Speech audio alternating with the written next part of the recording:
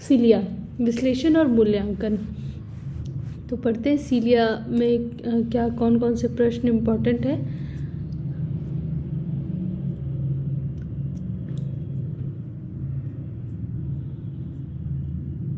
सीलिया, सुशील टाक भौरे और सीलिया।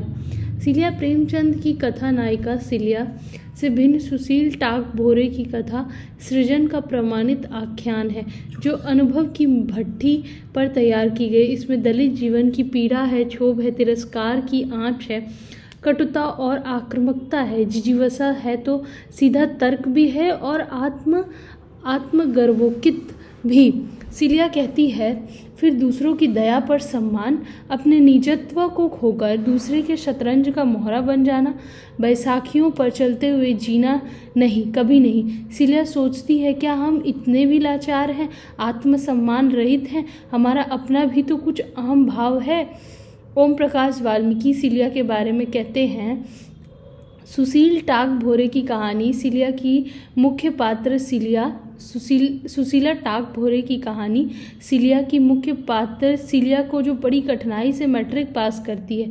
कोई भी लालच रास्ते से भटका नहीं पाता। सुदृढ़ और पक्के इरादों वाली सीलिया ने जिस प्रकार सामाजिक उत्पीड़न सहे हैं वे सभी उसकी स्मृति में ताज़ा हैं। तमाम असुविधाओं के बीच भी वह सम्मान से जीना चाहती है। यह संकल्प उसे लड़ने का हौसला देता है। यह एक अंतर्मुखी कहानी है जो सुधारवादी दृष्टिकोण से लिखी गई है। सीलिया छोटी किंतु गहरे घाव कर देने वाली कहानी है जो हजारों वर्षों से एक वर्ग विशेष की यातना के प्रतिरोध और प्रतिकार के रूप में सामने आती है। छोटी उम्र की सीलिया के अबोध मन को समाज की विदुरपता का सच झकझोर देता है, उसे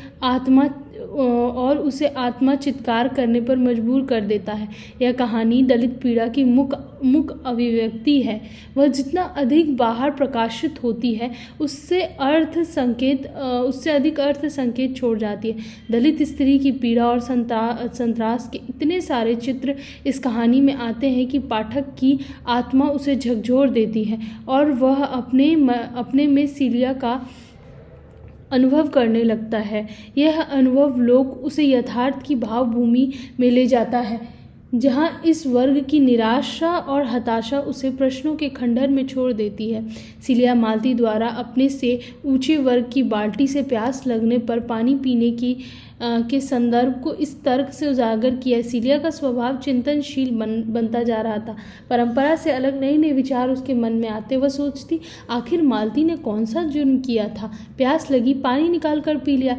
हजारों वर्षों से अभिशप्त होने का जो बोध सीलिया की चेतना पर पड़ा था, जिससे वह अपने मनुष्य मानने में भी कठिनाई का अनुभव कर रही थी, जहाँ उसका जाति व्यवस्था की बलि चढ़ चुका था, अपने से बड़े जाति समुदाय में पहुँचते वह अपने स्वत्व को खो देती है।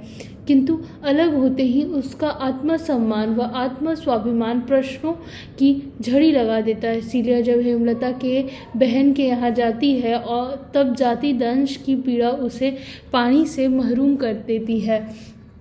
हेमलता की मौसी उससे पूछती है कि उसके मामा मामी गाडरी मोहल्ले में रहते हैं। सीलिया के स्वीकारोक्ति के बाद पीने के लिए लाया गया पानी का ग्लास वापस लेकर चली जाती है। सीलिया को प्यास लगी थी परंतु वह मौसी जी से पानी मांगने की हिम्मत न कर सकी। यह हिम्मत का टूटना हजारों वर्षों से उसके आत्मसम्मान, जाति व्यवस्था के बोझ तले दबकर मनुष्यता का टूटना है। इसी को दूसरे संदर्भ में सूर्यकांत त्रिपाठी निराला अपनी तोड़ती पत्थर में कहते हैं, देखकर कोई नहीं देखा मुझे उस दृष्टि से जो मार खा रोई नहीं। क्योंकि सीलिया के बहाने सुशीला टाक भौरे की उसकी व्याख्या करती है। सीलिया रास्ते भर कुड़ती आ रही थी, आखिर उसे प्यास लगी थी तो उसने मौसी जी से पानी क्यों नहीं मांग कर पिया। तब मौसी के चेहरे पर एक क्षण के लिए आया भाव उसकी नज़र में तैर गया। कितना मुखौटा चढ़ाए रहते हैं ये लोग। मौसी जी जानती थी कि उसे प्यास लगी पर जाति का नाम सुनकर पानी का ग्लास लौटा ले गई। आगे सीलिया मानवीय संवेदनाओं को कटघरे में खड़ा करते हुए सवाल करती, क्या वह पानी मांगने पर इनकार कर देती? यह प्रश्न 60 के लिए तो यक्ष प्रश्न थे जिसके उत्तर सवर्ण मानसिकता के शब्दकोश में नहीं थे। समय के साथ इन प्रश्नों ने अब अपने रूप बदल लिए हैं। अधिक सूक्ष्म और संश्लिष्ट हो चले हैं। सीलिया, दलित नारी चेतना की अभिव्यक्ति। सीलिया वर्ण व्यवस्था और जाति व्यवस्था की कोख से उपजा या कहें कि अस्पृश्यता की दारुण संवेदना की कहानी है, तो अपितु उससे एक कदम आगे बढ़कर दलित विवशताओं के बीच नारी चेतना की अभिव्यक्ति है, जिसमें उसके दुख है, यातना है, पीड़ा है, आस्था है, आकांक्षा है, तो विद्रोह की आग भी है। अर्थात यह कहानी सच्चे अर्थों में दलित जीवन के आवेग पूर्ण अनुभवों की अभिव्यक्ति है।